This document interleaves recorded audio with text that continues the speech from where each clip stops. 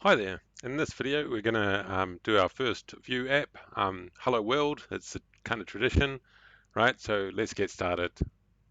We'll have a look at the Vue website. There we go.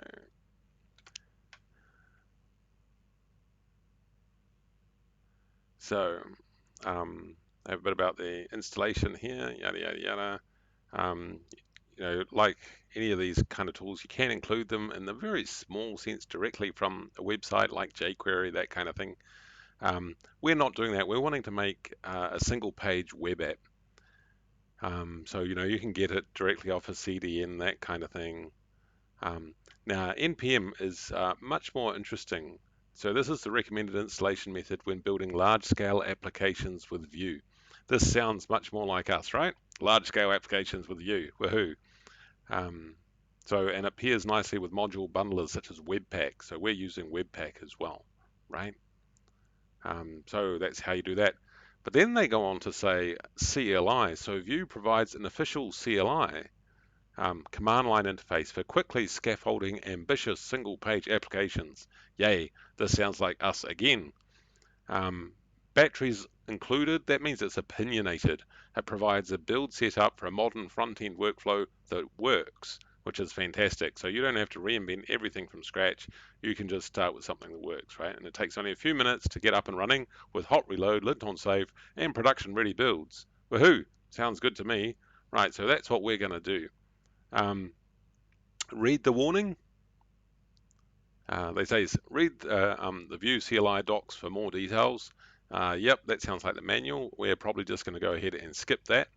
The CLI assumes prior knowledge of Node.js and the associated build tools. If you're new to Vue or front-end build tools, we strongly suggest going through the guide without any build tools before using the CLI. Good advice, and we're not going to do that. I suggest you just follow along and watch the video, and we'll go straight from, we'll kind of skip the beginner stage and go straight to advanced. What could possibly go wrong? Okay, these videos are not bad, by the way, so do have a look at those. So we'll just leap right into it. So you'll be wanting to get up your shell, right? You can get that up by, you can get your Windows subsystem for Linux. I'll click on the start button there. Ubuntu, or Bash is another way. Bash is the born again shell, actually, is what it stands for, but there you go. So I've got my shell over here, right? So Vue.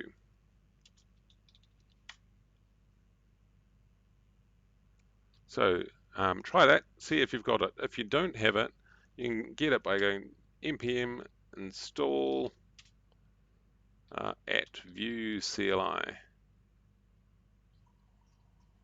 Yeah,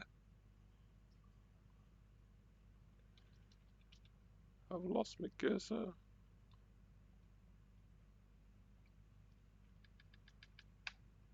I think I did.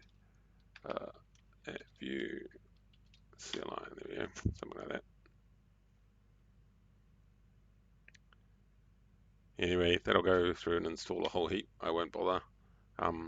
So you should be able to do, when you've got it, you should be able to do Vue version, and you should see that you might have 4.3 or something like that. That's fine. So Vue, that'll just give us a bit of help. So we want to do Vue create, and we'll create an app called Hello, and we'll just take the default thanks. And they say it might take a while. Could be right. Okay, we're done. Yay. So we can go cd hello, and we could run it from there, but let's start up Visual Studio. There's something decent to work with. Right, here we go. cd source sgw hello mp. Oh, better see what the script is actually called. That's in package.json. We've got these scripts. Serve. There's not one called dev, so that's the one we want. Is serve npm run serve. There we go. and it's going to do the build thing. Okay.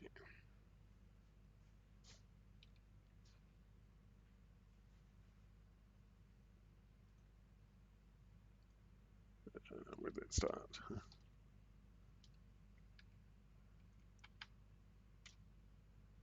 Okay, so this is our Vue app that's just, oops, being created. So here we go. We've got,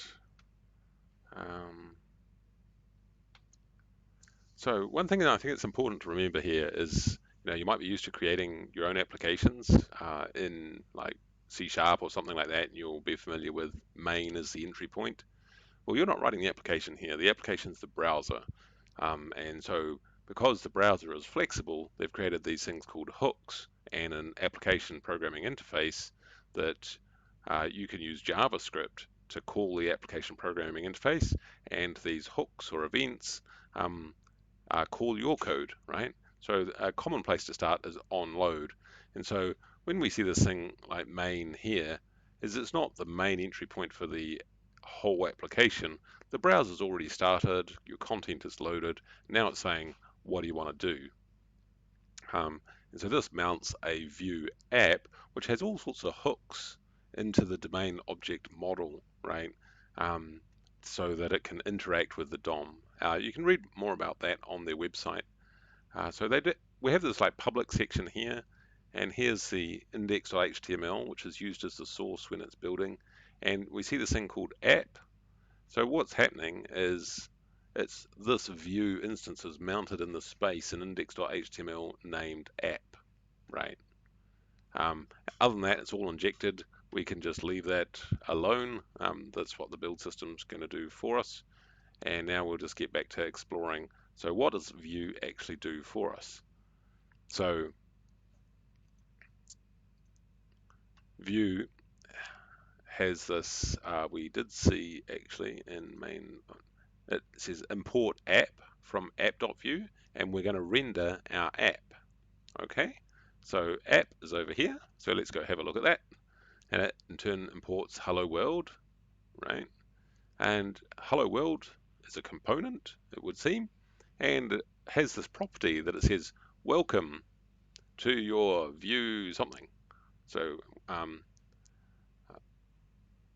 so we can say, we'll change this to greetings from save, control, I'm doing control S for save by the way, and we can see that that's changed like so. Wow.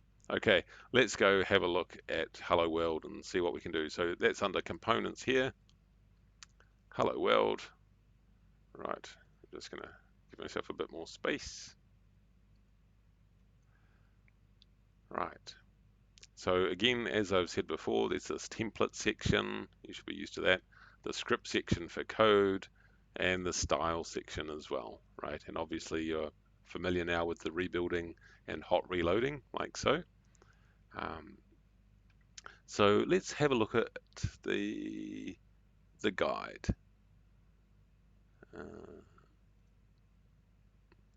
So we'll kind of skip over the introduction. Let's look at the template syntax. So we're looking at a template. So what's the template syntax? Interpolations is something it can do, and it's interpolation of data. So I'll just introduce you to one of the other properties here is data. And it has to be a function, by the way, so that every instance has its own set of data. This is like the creator pattern. And we return an object representing our state. So we'll have something called count, right? We'll initialize that to be 0. While we're at it, we'll give ourselves some random text. We'll call it text, some text. There we go. Okay, and we can just save that, check that we haven't broken anything. Yep, nope, nothing broken. Good. Now we're still inside the template. Let's just give ourselves another div at the bottom. Oops. An open div. Close div. Just say hi there. Just see if we can see that in our app. See, we now see our little hi there down there. So the count is squiggly squiggly count. The count is 0. Well, there we go. But what we've done is we've taken this count from JavaScript and we've displayed it in the DOM with very little effort. So that's pretty cool.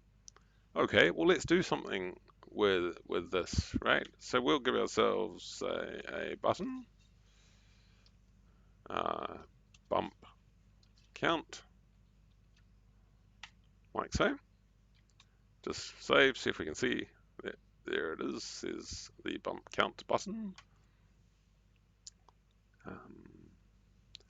And so now we can have a on click handler equals, we'll call it on bump click, kind of a conventional way of saying it. Let's do that. And nothing's happening. What's going on? Let's have a look at the console. And it's saying on bump click is not a function. Lots of errors because I hit it a few times. So we'll add ourselves methods.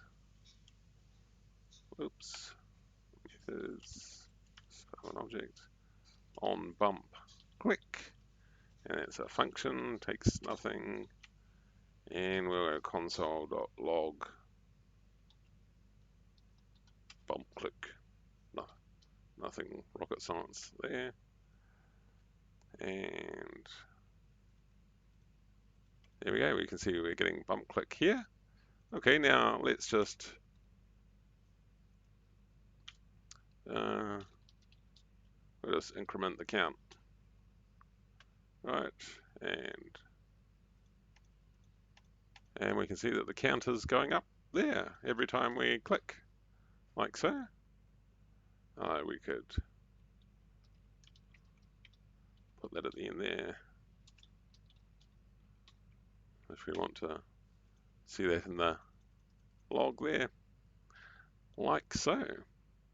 And similarly with text, let's just stick in a input type, equals quotes text. There's a thing called vmodel equals, you can read about that in vuejs.org, you'll come across it, equals, it's called text. This is the name of our variable, right? And we can also put out paragraphs saying, I don't know what that'll do.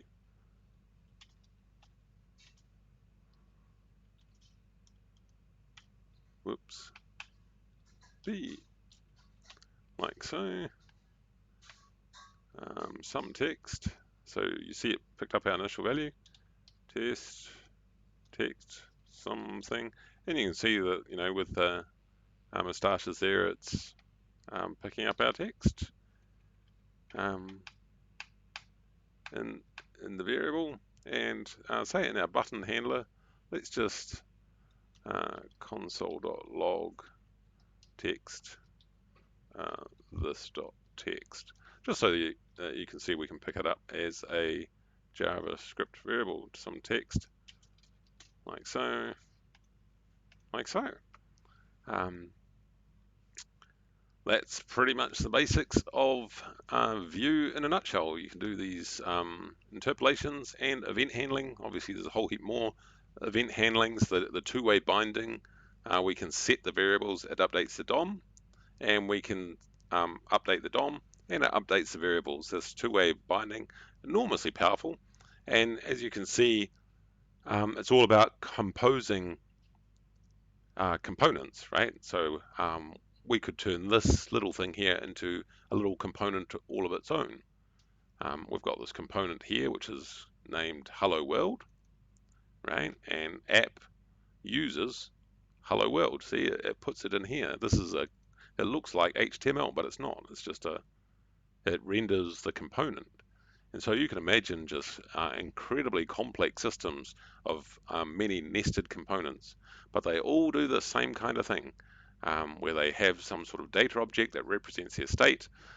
There's this two-way binding and interaction between the domain object model, the HTML, and the JavaScript variables, the data structure, and you're interacting with the user clicking stuff or doing something, right? Sliding sliders or whatever. Same kind of deal, just different types of event. And you need to do your homework, find out what's available in the DOM, what's available in Vue, how do people do it, Google, Stack Overflow.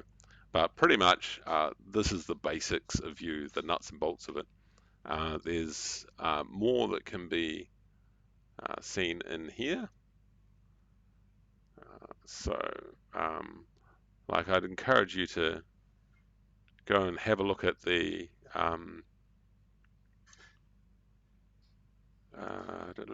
there's like conditional rendering, right? The equivalent like of like we saw that V model, V if something's true, hide it or show it, right? You can do loops over like a table of data to get lists. So list rendering, V4, that kind of thing. So for this, so it's like the visual equivalent of a loop. Here's a bit more about event handling. So on click, at clicks, kind of a shorthand. The input bindings, this is the V model, like so. So there you go. That's Vue in a nutshell, really. Enjoy.